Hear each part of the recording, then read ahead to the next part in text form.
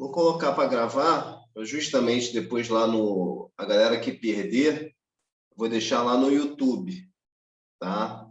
E outra coisa também, pessoal que acompanhar a gente, Edu, eu quero o PDF dessa aula. Entra lá no YouTube, se inscreve e fala, Edu, eu quero o PDF dessa aula aí, tá? Que já está preparado o PDF.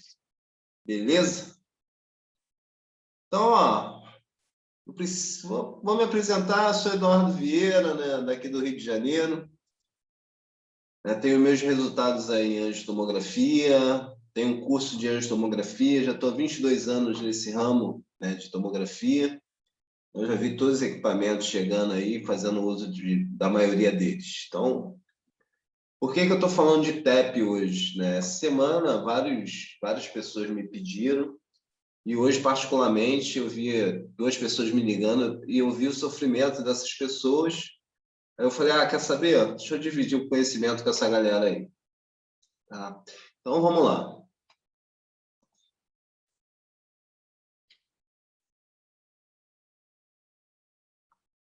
Então, AngioTep, nós temos que entender, né, que o segredo está, primeiro, de você identificar qual tipo de pedido e o que é a doença, o que é uma AngioTep, o que é uma TVP, o que é um TEP, né, o que são essas siglas, né? Então, TVP é uma trombose venosa profunda, o nome já está dizendo, né? Ela pode né, ser originada tanto na parte proximal dos membros inferiores, como na parte distal, ou seja, ela tem uma limitação até o joelho, né, da coxa até o joelho, essa é a trombose, né, que chamam de proximal, e a mais distal é do joelho até a ponta dos pés. O que acontece nisso? Né? Por que é causado isso? Tem várias indicações, tem várias causas, na verdade, pós-cirúrgico, pacientes, né, com dor torácica, paciente, né, fumante e faz uso de anticoncepcional. Então, tem vários. Se vocês pesquisarem aí na internet, né, você vai ver que tem várias indicações para esse tipo de patologia. O TEP, né, nada mais é que esse trombo, ao desprender desse local, ele se desloca para onde? Para o pulmão. Então, acaba ocasionando, né, uma obstrução numa daquelas artérias pulmonares, e aquela artéria ali acaba causando um infarto naquela região. Então, esse TEP, se ele for pequeno, né, o risco dele causar danos é menor. Quando ele é um TEP agudo, né, aí piora. Por que agudo? Porque quando esse trombo ele é maior, a causa de dano é maior na região. Tá? Então, quando ele é pequenininho, a gente consegue identificar ali, né, visivelmente qual o dano que ele pode causar naquela região, na estrutura anatômica. Aí eu pergunto a vocês, o que vocês conseguem ver nessa imagem? Tá? Então, se a região é do exame de TEP, tá? Você não precisa, né, marcar, como muita gente marca, abdômen inferior. Limita-se dentro da estrutura, né, da região do exame. Tá? Então, pontos anatômicos, como o meu amigo aí, o Denilson, sempre coloca na live dele, né? Pontos anatômicos, dá super aula aí para quem acompanha a gente aí. As aulas dele são magníficas em estruturas anatômicas. O cara é fera em anatomia. Né? Então, como é que a gente tem que ver o tórax? Não só, né, um AP, um raio-x, um scout, né, vamos trazer para o nosso lado de tomografia, um scoutzinho em AP. Não. A gente tem que ver em pontos anatômicos. Onde está o átrio direito, onde está o átrio esquerdo, onde está o ventrículo direito, onde está o ventrículo esquerdo, onde está principalmente a bifurcação da carina, onde começa o brônquio direito, o brônquio esquerdo. Por que isso? Porque algumas máquinas a gente usa pontos anatômicos diferentes, né, para o planejamento dos nossos exames. Por exemplo, por isso que eu falo que quando a gente se prende a um simples método, Gente, seria importante se vocês mandassem essa aviãozinho para todo mundo aí, que essa aula eu não vou deixar gravada, tá? Essa aula vai terminar aqui, eu não vou deixar gravada. Ela vai ficar lá no YouTube, tá? Vai ficar só no YouTube só. Então, o que que acontece? Quando a gente se prende só um tipo de método de exame, né? Ah, eu aprendi a marcar na veia cava superior. A veia cava superior brilhou, eu mando. Será que isso serve para todos os equipamentos? Será que isso serve para todos os pacientes? Será que isso serve, né, para pacientes com pulsão central, né, pego na jugular? Será que para esse tipo de exame, pegando na femoral, eu consigo um resultado X? Esperando o realce de contraste na veia cava superior, será que chega? Então, tem um monte de porquês. Então, tem muita gente que eu vejo, muitos colegas, tá, que se prendem a um método só. Brilhou a veia cava superior, eu disparo. Aí eu pergunto a você, né? Ele entrou lá para fazer o planejamento do exame dele, não conversou com a enfermagem, não conversou com ninguém. Aí ele perguntou, ele viu, verificou onde que está o acesso, onde foi feita a punção, não viu. Aí, para surpresa dele, esse acesso está na femoral. E o cara marcou lá na bifurcação para ver a carina brilhando. O que vocês acham que vai acontecer nesse caso? A carina não vai brilhar nunca, gente. Porque o acesso foi femoral. Não tem contrafluxo. Então, a pessoa tem que entender, pelo menos, um pouco da circulação cardíaca, da pequena circulação, para entender o mecanismo desse exame. Esse exame não tem nada demais. Você só tem que entender. Anotem aí. Circulação cardíaca e pequena circulação. Um pouco de punção. Qual o tipo de punção? Se a punção é periférica ou central. Aí central, femoral ou jugular. Aí anotem mais uma coisa que eu acho importante vocês saberem. Como é feita a irrigação, né? Veia cava superior, acesso, né, periférico, aí vai, né? Por onde que vai chegar? O que é esse acesso periférico? Isso é bom vocês pesquisarem também. Aí a pergunta que eu sempre faço nas minhas aulas, para o meu pessoal. A angiotomografia arterial, qual é o acesso né, qual é a via que ele tem que pegar? Qual é a veia que ele tem que pegar? A veia arterial ou a veia venosa? Muita gente erra isso, gente. Acesso venoso para fazer anjo, o nome já diz, venoso, não arterial. Não se pega artéria para fazer anjo, pelo amor de Deus. Que aí a gente tem que entender todo o fluxo sanguíneo.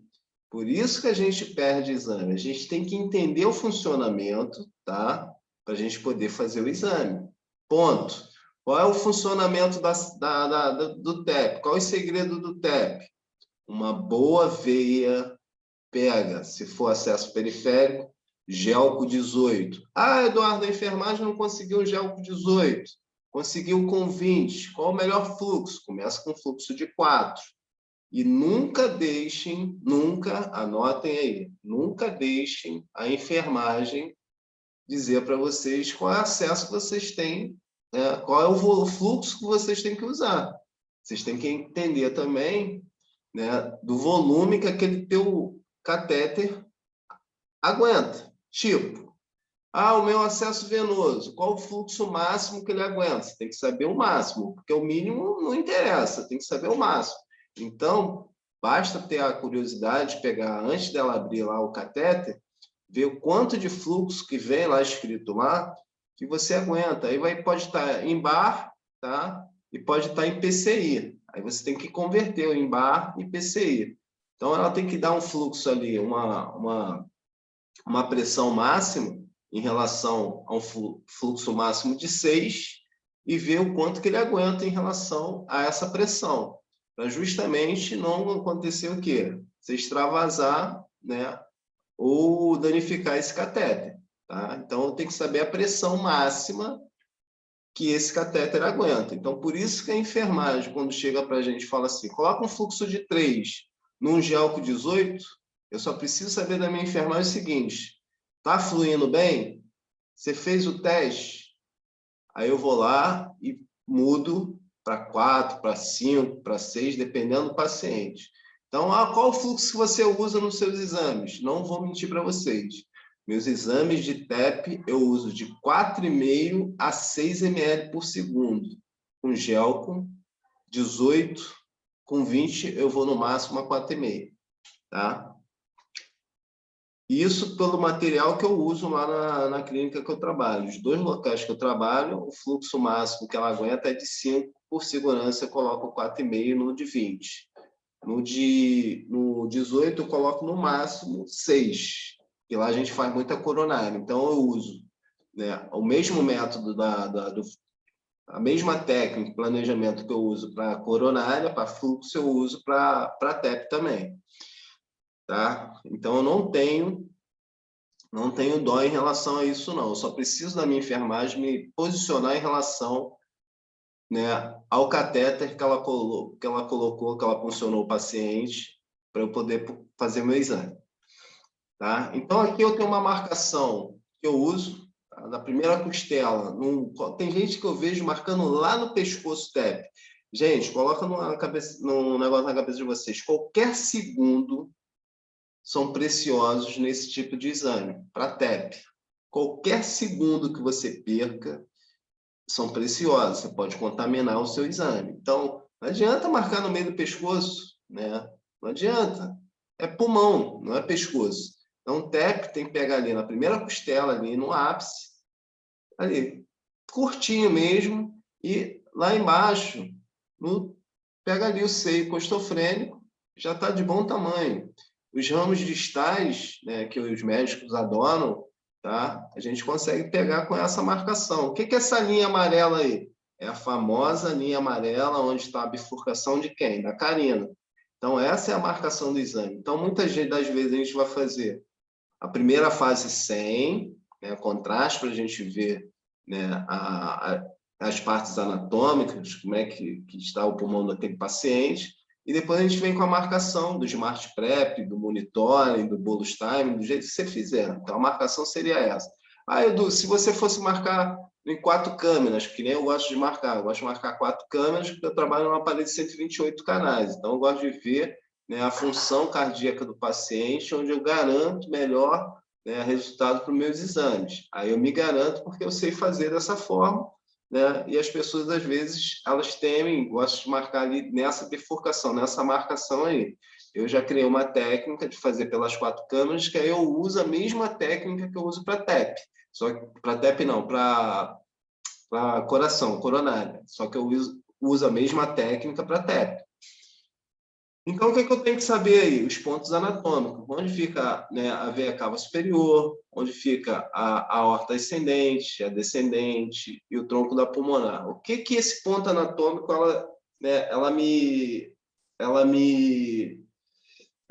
me deixa como pontos de observação, né? Para aparelhos de baixa, que eu chamo de 16 canais, né, para baixo, a veia cava superior, ela é meu ponto de referência, tá? Ela se torna o meu ponto de referência para muita, né, para muita gente. Se torna um ponto de referência. Ah, veia cava superior, brilhou, eu mando. Tem uma galera que pensa assim. Em aparelhos, anotem aí, aparelhos de 16 canais, para vocês não errarem nunca mais. Aparelhos de 16 canais para baixo é super importante, tá? Vocês saírem desse padrão. Virou, brilhou a veia cava, eu mando. Porque vai ter muitas das vezes que vocês vão errar esse exame porque não conhecem outros métodos. Comece a utilizar, tá, o método de time bolus, para vocês verem o tempo de rotação do teu aparelho, o tempo de movimentação da mesa de vocês, que é o pitch, tá? Começar a entender o pitch do teu equipamento, você começa a entender o protocolo, né, do funcionamento, tanto porque é um exame rápido, né? Então, da aquisição junto com a tua com a parte, né, da circulação do paciente. Então, é tudo casado. Como é rápido, então, a velocidade de mesa ela tem que ser rápida, ela não pode ser mais tardia. Tipo assim, a gente tem um pitch de 1 e um pitch de 2. Um exemplo, tá? Isso é só um exemplo. Para esse exame, qual seria o melhor pitch? O de 2. Porque o de 1 é um pitch mais lento, a velocidade de mesa ela é mais lenta. Então, eu tenho que ter uma velocidade que esse exame, a circulação que eu quero, que, né, que vai acontecer naquela região, ela pegue dentro daquele tempo de realce, ideal. Então, a velocidade para esse tipo de exame, ela tem que ser adequada a uma velocidade igual, né, ao preenchimento de realce daquelas estruturas. Então, não adianta a gente ficar preso num método só, porque aí você começa a entender todo o funcionamento, toda a parte da fisiologia do paciente, a parte circulatória da pequena circulação, a parte cardíaca também. Então, isso é super importante a gente saber. Então, nessa marcação aqui do que você usaria? Veia cava, né, para aparelhos 16 canais. Qual o tipo de aparelho? Com rotação de 0,8, com rotação de 1, já corre o risco de contaminar, tá? Em aparelho GE. No Siemens, veia cava também funciona bem no aparelho 16 canais. Sujou, você consegue mandar, em alguns casos, com rotação justamente de 0,8, tá? E com 0,1 já contamina, tá? Por que contamina, gente? Porque vamos analisar o seguinte fato. A gente está numa área praticamente, né, um pouco acima da metade do tórax, dependendo do paciente. Quando você coloca nessa altura, a posição de mesa ela vai começar onde você, né, marcou lá o seu início, ou seja, o ponto zero, né, na verdade, não é aí, o ponto zero inicial do teu exame é no ápice. Então, essa marcação aí ela vai levar um tempo para ela chegar lá no ápice, que aí é o retorno de mesa, para ela iniciar o exame. Então, é aí que a gente perde esse tempo que a gente tem tão preciosos, que fica em torno de 2 a 3 segundos. Em alguns equipamentos, tá? Se você não souber, em alguns equipamentos ele pode chegar até 6 segundos de retorno de mesa, que são os aparelhos de baixa. Então, para um TEP, você começar um retorno de mesa com 6 segundos, quando você chega ali, aí vai o cálculo. Se ele leva 6 segundos para ele iniciar o exame e ele chegar no tronco da pulmonar, se ele leva de 2 a 3 segundos, na média, só aí você já tem 9 segundos para começar o exame, para chegar ao realce ali. 9 segundos para uma TEP, em alguns momentos, é muita coisa, você vai contaminar. Tem TEP aí que eu já fiz com 5 segundos, tem TEP que eu já fiz com 8 segundos, tem TEP que eu já fiz com 10 segundos, sim, mas isso vai ter uma variação de paciente para paciente. Por isso que eu sou favorável a pacientes, né, a aparelhos com 16 canais para baixo, fazer inicialmente, para você pegar o esquema do teu aparelho, fazer com time bolos ou bolos teste, né? Depende da nomenclatura do fabricante. Então, inicialmente, aparelhos de 16 para baixo, eu gosto de fazer com time bolos teste. Como é que eu faço com bolos teste? Eu vou fazer uma aula mostrando os 3 métodos: Smart Prep, tá? O time bolos e o monitoring. É a próxima aula, vai ser semana que vem. Já estou com essa ideia já, para justamente mostrar para vocês, para esse tipo de exame, que existem as 3 maneiras de fazer. Mas o time bolos cria um fantasma na cabeça das pessoas, porque simplesmente você tem que fazer cálculo. E é besteira, é cálculo bobo, é corte a corte axial. Então, uma imagem, né, como se fosse a alta resolução antiga, né? Faz um corte sequencial, aí uma rotação de 1 segundo, cada corte 1 segundo. Então, são 2 segundos. Cada imagem com 2 segundos, você faz o cálculo e depois você tira isso do ápice até ali o tronco da pulmonar, faz um cálculozinho e você tem o resultado. Então, alguns equipamentos já faz isso direto, porque ele faz esse cálculo para você.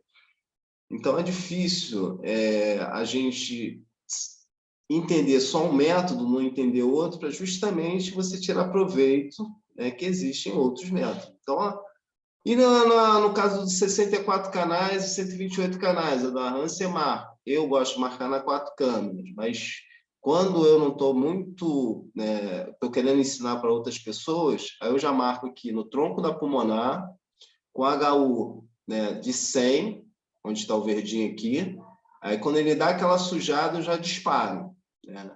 Então, o pessoal já entende que ele pode monitorar ali com HU de 100, no aparelho de 128 canais, que ele vai ter um bom resultado. Por que vai ter bom resultado já no tronco da pulmonar, sujando o tronco da pulmonar? Porque o aparelho é muito rápido, entendeu? Ele faz uma aquisição muito rápida, de 3 segundos, de 4 segundos no máximo. Então, ele sujou o tronco da pulmonar. Quando ele começa lá no ápice da barreira, ali ele já está praticamente preenchido, entendeu? Então, fica fácil. Então, a gente tem que entender sempre dos pontos anatômicos. Hoje, o Denilson deu uma super aula falando da área cardíaca, né, do coração. Espero que vocês tenham assistido. Acho que ele vai deixar lá gravado, tá? Super legal. Vocês darão uma olhada lá. Então, a TC de tórax, com a finalidade diagnóstica de TEP, é realizada com o uso de contraste iodado intravenoso para o acesso intravenoso.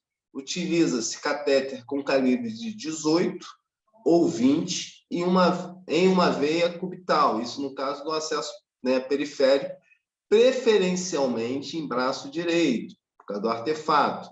O volume de contraste injetado é de acordo com a marcação do protocolo de exame escolhido, podendo ser usado de 40 ml, chegando até 90, dependendo do peso do paciente. Esse cálculo pode ser feito também em cima do peso do paciente. Com taxa de infusão de preferência entre 4 ml por segundo, de 4 a 6 ml por segundo. As imagens são exibidas em 3 escalas de tom de cinza diferentes, ou seja, janela de pulmão, janela de mediastino e janela para embolia pulmonar, que isso para mim era uma surpresa, foi a pesquisa, e o WW ficou em torno de 700 e o WL ficou em torno de 100, ficou melhor visível, visualizada as estruturas. O estudo demonstra que um exame de angiotomografia, de angio-TC negativo, desde que as imagens sejam de boa qualidade e suficientes para a exclusão de TEP. Um fato importante que prejudica a qualidade do exame é a interrupção da transitória do contraste, descrito no artefato fisiológico, a qual consiste também em baixa, contraste na artéria pulmonar, em seus segmentos. Esse fenômeno vascular deve ocorrer quando o paciente realiza uma inspiração profunda um pouco antes da aquisição da imagem, resultando no aumento de retorno venoso da veia, do sangue da veia cava inferior, ou na redução do fluxo do meio de contraste pela veia cava superior. O sangue opacificado presente no ato direito dilui o contraste preveniente da veia cava superior, resultando em uma baixa, atenuação da artéria pulmonar, dificultando o diagnóstico do TEP. Então, o que ele quer dizer com isso? Eu também passei a fazer isso. Eu peço apenas o paciente para ele parar de respirar, não encher o peito com ar. Prenda a respiração. Entro lá, antes da anamnese, falar para o paciente, troca aquela ideia com o paciente, fala, preciso que o senhor só prenda a respiração, tá? Uma das coisas que é importante, que eu vejo muita gente perguntando, e a gente tem que entender, gente, é de pedido médico. Cada vez mais nós temos que olhar o pedido médico, interpretar o pedido médico, e em cima disso a gente já tem o planejamento do exame. Então, tem que saber o que é uma trombose venosa e o que é uma trombose arterial. Tá? Então, o nome já está dizendo, uma é venosa e a outra é em artéria. Tá?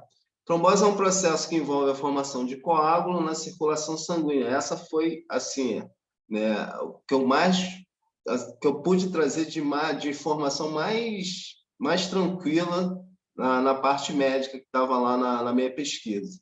Então, trombose é um processo que envolve a formação de um coágulo na circulação sanguínea e é classificado em diversos tipos diferentes de acordo com o lugar do trombos. Então, minha dica, conheça bem a função cardíaca, tá? Saiba qual é a sua distribuição. Quando você pega um acesso periférico, né, do membro superior, ele é venoso e não arterial.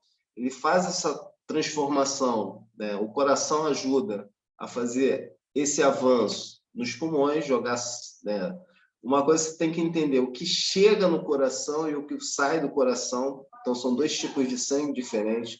O que chega é venoso e o que sai é arterial. Quando você coloca isso na cabeça de forma, né, mais simples, você não perde exame. Então, o que chega no coração pela veia cava superior e inferior, ela é venosa, e o que sai do coração, né, pelo ventrículo esquerdo é arterial. Tá? Então, quando a gente começa a entender isso, isso fica fácil na nossa mente também na hora de planejar. O que é um exame para TEP e o que é um exame para aorta torácica e abdominal. Isso ajuda bastante, inclusive para coronária, como nosso amigo lá, Denilson, explicou muito bem hoje. Então, ela faz todo esse trajeto aí, ó. O coágulo, né, no membros inferiores, ele descola, se desprende, e ele faz esse percurso até chegar, né, numa estrutura onde vai ter uma obstrução, e ali é causado um infarto. Tá? Então, vai causando essa barreirinha aí. Quando essa barreirinha ela se desprende, aqui onde eu tenho essa setinha aqui, ó, tem um coágulo na altura ali da coxa, na bifurcação ali da ilíaca direita, tá? Para femoral direita. Então, ela se desprende e ela vai parar onde? Já que é uma circulação sanguínea, ela está dentro de um vaso, é isso que a gente tem que entender. Então, se está dentro de um vaso, ela não está parada, ela pode se desprender e ela vai parar em algum lugar. Essa é a leitura que a gente tem que fazer. Aqui já está na poplite, né? Na altura da poplite, ali na altura do joelho. Então, ela está se desprendendo e vai parar em algum lugar. Tá? Normalmente é no pulmão. Aqui é um TEP agudo, ou seja, quando ele é agudo assim, é muito perigoso, porque a área que ele pode estar infartando é uma área maior. Quando o coágulo é menor, ele pode, né, ele vai infartar uma área menor. Uma ressonância, que isso aí já é, né, a aula do Denis Frazão, do professor Denis Frazão, né? Então, a gente vê aí né, correlacionado com RM, dois métodos totalmente diferentes, onde a gente consegue identificar, né, esse trombo, essa falha de enchimento na bifurcação da artéria pulmonar, tá? Tanto para o lado direito como para o lado esquerdo. E aqui, para a gente entender o que é uma fase, né, muitas das vezes a gente tem que entender o que é TEP, o estudo para TEP, qual é o ponto anatômico que tem que estar, né, bem realçado, e o que é uma aorta torácica, para você identificar se o teu exame está tardio ou não. Então, aqui você vê que o tronco da pulmonar está bem realçado, não tem, né, contraste na aorta ascendente e nem na descendente. Tem contraste aqui na veia cava superior. Tá? E aqui a gente já tem praticamente a altura da bifurcação da carina, que é o ponto que todo mundo gosta de mostrar né, como ponto de referência.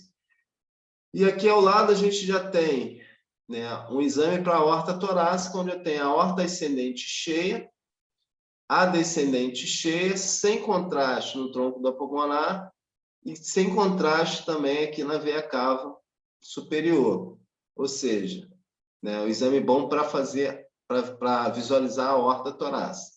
Uma possível dissecção de aorta, um aneurisma e por aí vai. Então, qual é o segredo do AngioTEP? Cuidado aí com as observações, com esse monte de gente que fica ensinando, não quer ensinar também. Cara, não tem assim, drama nenhum de fazer TEP, tá? Eu volto a dizer para vocês, conheçam pequena circulação, que é a circulação pulmonar, circulação cardíaca, tá? Como é que é dividido, como é que é chegado esse contraste, realce de contraste, né? Desde o momento que o paciente, né, puncionado ou perifericamente, ou, né, punção profunda, central, por aí vai, ou femoral, ou jugular, para vocês entenderem todo esse processo de circulação, de chegada de contraste no pulmão, que é isso que o médico quer saber, se aquela área do pulmão está tendo infarto ou não, se está infartado ou não. Por isso que se faz, né? O paciente chega com, né, com indicação de falta de ar, dor torácica, né? Então já é um indicativo para se fazer PEP. Entender um pouco dessa hematose, dessa troca gasosa no pulmão, que é justamente isso aí que vai mandar, né, vai diferenciar o que é um arterial, o que é um venoso para você, que é justamente essa troca, o que é artéria, o que é veia. E aqui é uma demonstração do que acontece na hora que tem esse bloqueio. Aquela área onde que o coágulo ele para, essa é a área que justamente pode estar infartando. Tá? Então, por isso que tem que correr logo com esse tipo de exame. É um exame que paciente, né, se não cuidar, o paciente pode vir a falecer. Então, infarto pulmonar é embolia pulmonar, também conhecida por infarto pulmonar. Então, conheçam aí, né, parte muito importante do exame, essa parte da circulação cardíaca, pequena circulação. Acho que eu estou até voltando. Né? Então, via endovenosa, aí você tem que entender o que é uma jugular, até quanto de fluxo você pode fazer ali também, que tem um certo receio de fazer fluxo, né, muito alto, tá? Então, cuidado com o acesso. Melhor acesso é o periférico em membro superior direito. Ah, o pessoal, poxa, Eduardo, o pessoal veio com um paciente internado na jugular. Posso fazer? Sim, não vai fazer com fluxo de 6, nem de 5. Pode fazer um fluxo de 4, tá? Que vai ter um melhor resultado. Não precisa ser bombardeado o paciente também, tem que ter também uma noção. Tá? E aqui é o meu grande segredo, tá, gente? O que eu uso em relação aos meus exames. Contraste, o realce. A maioria dos lugares que eu trabalho, contraste é o de 300 ou 350. O gel que eu uso 18 ou 20. Fluxo de 4 a 6 ml por segundo. Melhor acesso venoso, membro superior direito. Quantidade, feito o cálculo em cima da minha aquisição, tá? E da contagem de realce naquela estrutura. Tempo de injeção e tempo de aquisição. Meu cálculo é feito em cima disso aí, da quantidade. Tempo de injeção, tempo de aquisição. Ah, a Ange você faz em cima do peso do paciente? Cara, dá para fazer, tá? Mas a quantidade de contraste que hoje, né, eu uso é absurdamente muito pequeno em relação ao que eu usava antes, depois que eu comecei a aprender, que eu aprendi a fazer pelo tempo de injeção, tempo de aquisição, tá? E o meu fluxo. Pontos importantes, equipamentos, velocidade, rotação e pitch, e meu tempo de aquisição de exame, tá? Por que eu tô falando, por que eu trouxe isso como, né, esse slide eu coloquei como importante? Porque muitas das vezes, né, a maioria das nossas clínicas, vamos dizer assim, a nossa realidade hoje de mercado é aparelho 16 canais, tá? 16 canais, 8 canais. Ainda tem lugares ainda que faz TEP com esse tipo de equipamento, tá? Ah, dá para fazer? Sim, dá para fazer quando você conhece o equipamento. Então, o que eu tenho que conhecer em aparelhos de baixo? A minha rotação e a minha velocidade de mesa e o tempo de exame. Isso que eu tenho que conhecer nos meus aparelhos de baixo. Ah, o que você quer dizer com isso, Eduardo? É só você marcar o teu range e ver o teu tempo de exposição em relação àquele exame. Né? Quanto tempo ele vai levar para adquirir, né, do ponto A até o ponto B, o teu exame. Tá? Ah, e qual o pitch? Qual é a rotação? Aí você tem que entender qual é a rotação do teu aparelho. Se é de 1, se é de 1.2, se é de 0.8, se é de 0.5. Tá? Aí, equipamentos de alta. Aí o pessoal também tem maior dúvida. Né? Aparelho de 128 canais. Você usa o pitch total da tua máquina? Não. Um exemplo, anotem aí, pessoal. Se eu tenho um tempo de aquisição, tá? Isso vocês nunca mais vão errar. Eu coloco lá a minha marcação, comecei no ápice, fui lá até o seio costofrênico, marcou lá 5 segundos, só um exemplo.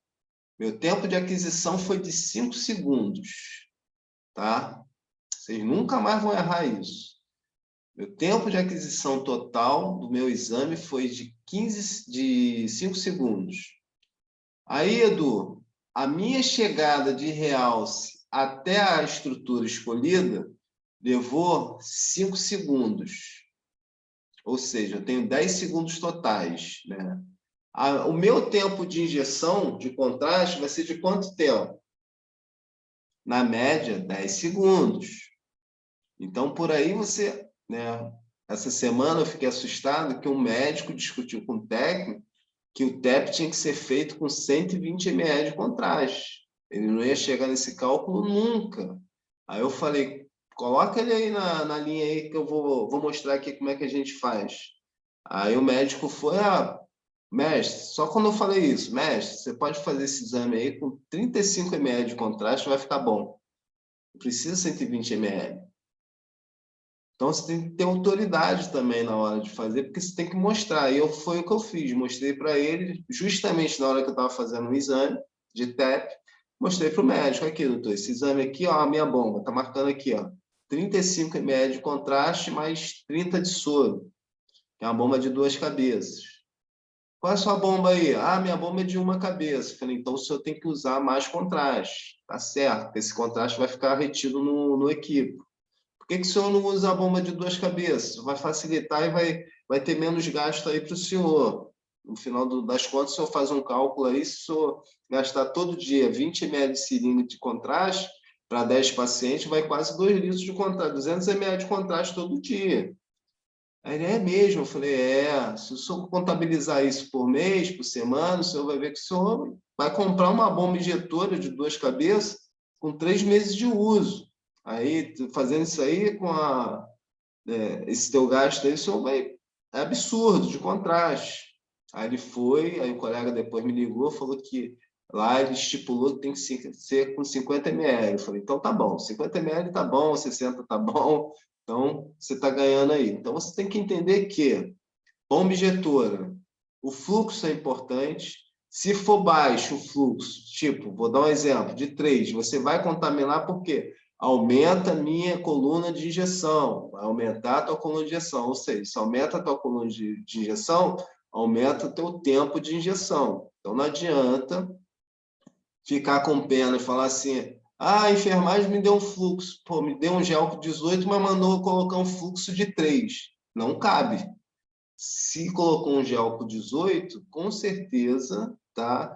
A tua punção ela aguenta de 4 a 6 ml por segundo. Tá? Fez o teste, aí né, deu problema no teste. Aí sim, aí você diminui o teu fluxo. Mas fez o teste com soro lá, não aconteceu nada, pau no burro, não tem jeito. Você não pode prejudicar porque a enfermagem falou para você que com gel com 18 pode fazer um fluxo de 3. Aí você tem que conhecer do teu equipamento, tem que conhecer do teu acessório. Olha lá na parte de trás, vê a pressão máxima que o teu acessório, né, que esse catéter ele aguenta e trabalha em cima do que o fabricante está te falando, e não do que a enfermagem está falando. Senão você vai ficar refém da enfermagem e você vai ficar refém, né, do teu exame ser contaminado.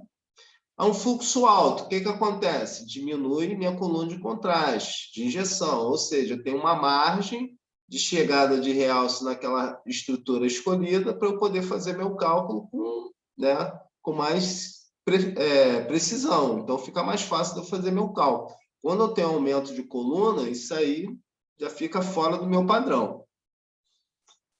Então, é isso, pessoal. Uma aula rápida, né? Espero que tenha tirado dúvida. Pode fazer perguntas aí. Uma aulinha rápida é a aula que eu gosto, a aula que eu gosto de explicar para o pessoal. Temos grupos de TC? Temos. A Ana está explicando todo mundo aí. O que acontece? A gente tem lá o Bizu TC, tá? Tem a Ana aí, a Ana Leite, que faz... né? A gente tem um curso de anjo TC também, que a gente está parado aí por falta de aluno. né? Não é vergonha para mim falar isso, porque tem muita gente que, né, que quer tudo de graça, é o único curso que a gente tem que é pago, tá? Sempre mandando bem, nada, cara. Gostei muito, muito top, show. Tem perguntas aqui, deixa eu ver aqui uma pergunta aqui. Qual a sua recomendação para aparelhos de 32 canais ou mais? Ou mais, cara, você sempre vai ter mais retorno, né? Você vai ter mais margem de segurança. O 32 canais, eu já trabalhei com 32 canais, se liga no seguinte, né? Não importa, eu já trabalhei com 16 canais, o Brilliance, da Philips, ele dava banho em aparelhos de 64 canais, para tu ter ideia. Os aparelhos aí de 64 canais aí que só para enganar, né? Que parece até 16 canais. Então, o que você tem que estar ligado? Na rotação do teu tubo e na tua velocidade de mesa, teu pitch. Se teu aparelho tiver uma boa velocidade e tiver um pitch excelente, então é um aparelhaço. Tá? O que eu posso fazer em relação a melhorar, ver meu tempo? Cara, pega o teu médico, faço muito isso. Quando eu começo a estudar artigos em relação... Não peguei uma água. Em relação a esse tipo de exame, eu quero fazer algum teste, eu peço meu chefe, doutor, preciso de um tórax aí para a gente fazer um tórax com contraste aí para gente fazer, né? Eu li esse artigo aqui e eu preciso dar uma melhorada no nosso padrão técnico para a gente ver o que melhora o resultado. Nenhum deles até hoje disse não, tá? Pessoal, fazemos TEP 4 canais, Toshiba, nossa referência é a Veia Cava, mas não temos, vamos lá, o cara botou um negócio aqui interessante. Não temos não temos essa informação, pitch ou rotação, como eu faço? Como não, cara? Toda máquina, a Toshiba acho que ela é mais pena que acho que eu não vi ele aí não. Tem que ter o pitch e isso aí faz parte, cara, do exame. Dá uma olhada lá no teu equipamento, tem que ter. Como é que você vai saber a rotação do teu tubo e a velocidade mesmo? Como é que você controla? Toshiba, acho que, se eu não me engano, ele marca 1, acho que é 051 ou 2. Dá uma olhada aí. Amanhã, anota o meu telefone aí, cara, que aí eu dou uma pesquisada para ti. Mas todos os equipamentos têm que ter velocidade de mesa e pitch. 4 canais. Toshiba não é muito meu forte, não, mas eu posso correr atrás para ti. 80 canais, professor, para uma anja abdominal. 80 canais para uma anja abdominal, cara, não tem segredo. Qual é o equipamento? É Toshiba também? Brilhou a horta. Pessoal, olha só, vamos lá. Trifásico, exame trifásico. Né? Ele botou uma pergunta aí muito boa. Como é que você faz o exame trifásico?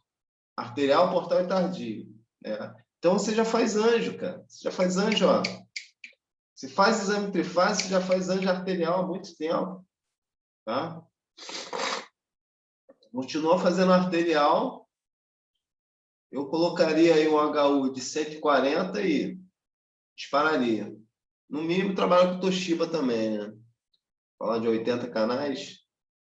Capitão, no aparelho de 128 canais, o seu trabalho, o senhor costuma cortar crânio caudal ou caldo cranial? Eu, caldo cranial. Até nos 16 canais, tá? Nos 16 canais eu faço pelo Time Bolus. Pelo Bride Speed de 16 canais. Com rotação de 0,8. Parabéns, professor. Obrigado. Quero participar do grupo. Só chama a Ana aí no privado. Aí. Ana, coloca o teu telefone aí. Marca ela aí. É a Ednir Souza. Glauber, tem sim.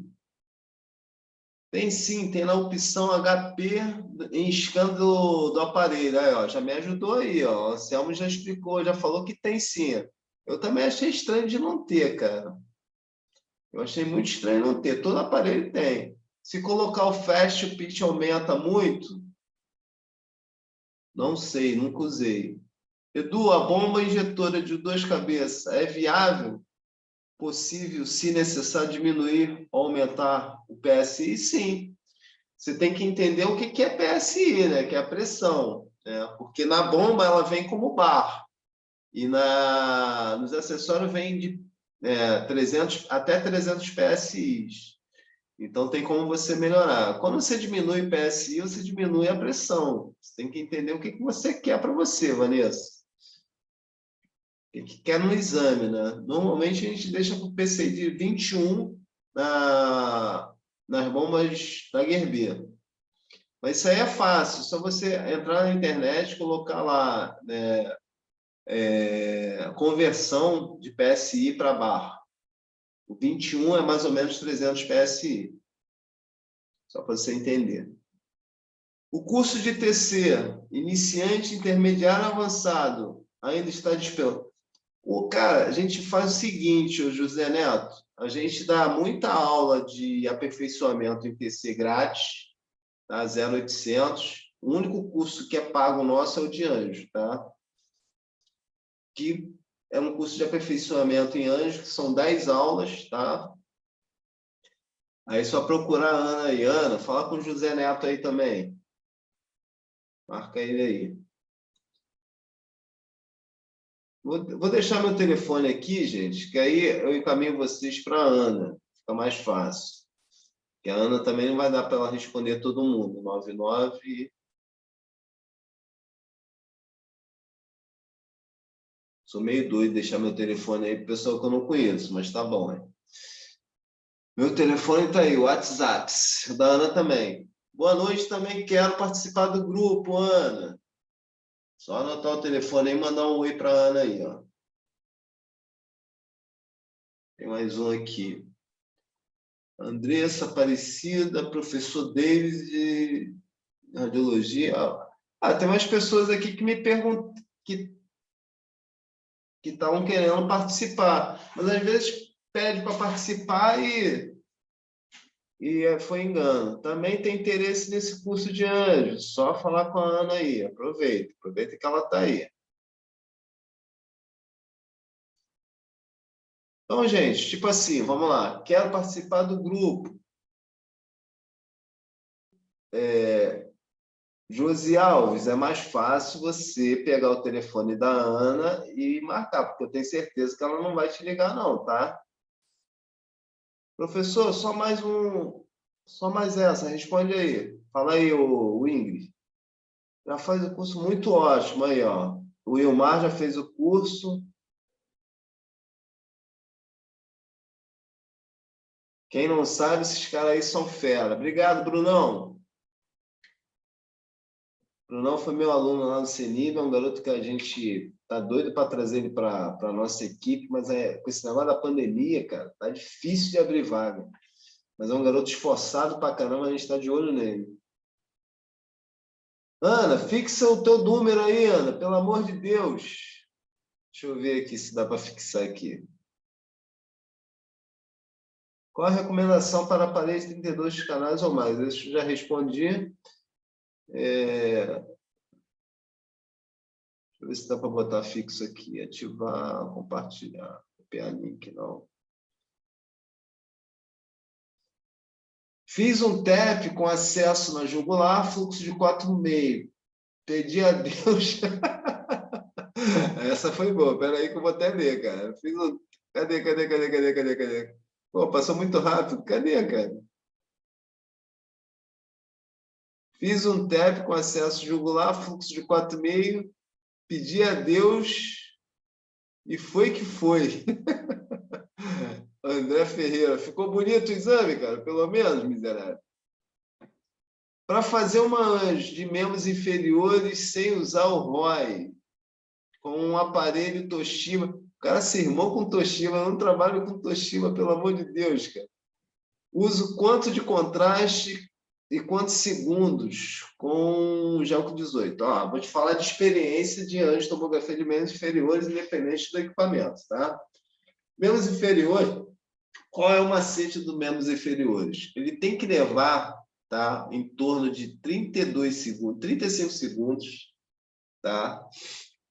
de aquisição, tá? De injeção e de aquisição total. Então, ó, vamos supor, teu realce ali na bifurcação chegou e você disparou, tá? Não é você disparar, cara. O pessoal entende que membros superiores é o seguinte: chegou o contraste ali, brilhou, você tem que disparar. Não, cara. Tem que esperar o contraste chegar, botar um HU aí de 160, 180, teu aparelho é de 80 canais. Então, coloca um HU de 180. Quando ele chegar ali, tu botar o ROI ali, antes da bifurcação, na altura de L4, quando ele chegar com o ROI ali, tem que a varredura da onde você começa o teu exame até a ponta dos dedos, dos pés, ela tem que levar, em média, 35 segundos. Por que isso? Porque o aparelho é muito rápido em relação à aquisição. Então, você pode chegar no meio da coxa e não ter contraste para baixo.